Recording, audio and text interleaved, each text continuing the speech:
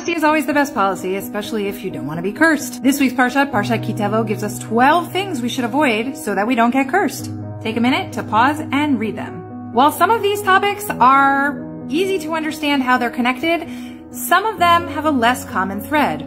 So let's figure out what it is. 1, they are things that are usually done in private. Number 2, it requires us to pull out our moral compass and use our honesty muscle so that we are being honest about what we should and should not do. Yes, you need to make an effort to avoid these things. And it's not so easy all the time to not do these things, especially when you think no one's gonna know.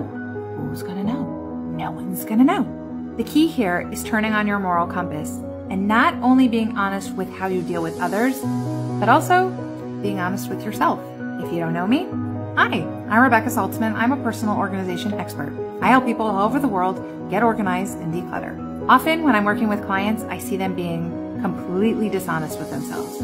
I'm gonna need that, I can't get rid of it. They feel bad about the previous sins. They spent a lot of money on something, they bought something that was unethical or something that they didn't really need. They bought something that they didn't know they had 6 of already because they had too much stuff. For most people, their clutter and disorganization is not a public issue. It's a private struggle. And a lot of people can easily hide their clutter, disorganization. Usually, most people know that they have a problem, they just aren't honest with themselves enough to admit it. Most people are also not honest about the effort that they put in. They're like, yeah, I decluttered today. When we actually go through it, they see, yeah, I can get rid of so much more. There's no judgment. It's purely observational.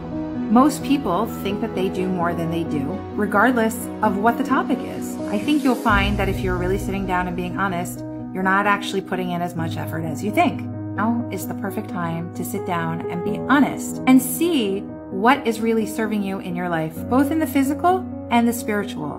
Be honest and let go of what is no longer serving you. Understand that holding on to things in public or in private is not going to help you move forward with the goals that you want to achieve. Take the Torah's warning seriously. Holding on to things in secret won't get you very far. Luckily, it's the month of Elul and the gates of repentance are open. So use this time to let go of what no longer serves you. Be really honest with yourself because